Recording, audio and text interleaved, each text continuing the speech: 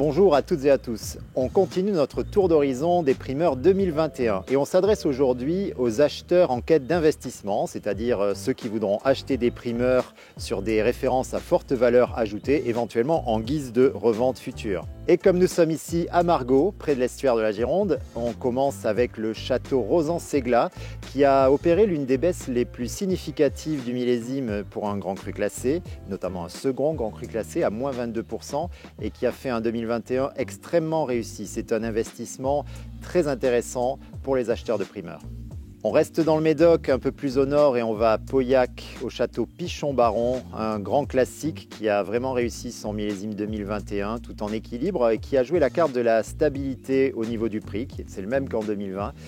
C'est l'occasion aussi de saluer Jean-René Matignon, son directeur, qui a récemment pris sa retraite. Bon vent Jean-René. Bien sûr, en matière d'investissement, les premiers grands crus classés restent des valeurs sûres malgré leur prix élevé, ou plutôt grâce à leur prix élevé. Alors on va rester à Margaux et on va partir vers Château Margaux, l'élégance intemporelle, et ce millésime 2021 lui va très bien. On est sur une très légère baisse sur ce millésime à un prix à 495 € hors taxe. Allez, on part sur la rive droite avec deux stars incontournables. La première, c'est Château Figeac, le premier grand cru classé de Saint-Émilion de la famille Manoncourt. C'est l'un des rares grands crus classés qui est tellement porteur depuis quelques années qu'il s'est autorisé une légère hausse sur ce millésime 2021.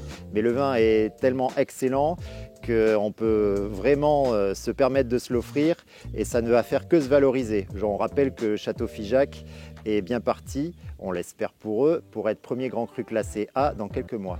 Et puis, non loin de Figeac, on va à Pomerol, du côté de Vieux-Château-Certan, qui, comme l'année dernière, a fermé le banc de la campagne primeur et a joué la carte d'une relative stabilité de prix. On est quand même à 266 € hors taxe, mais c'est un vin magnifique et pour les investisseurs, une vraie valeur sûre.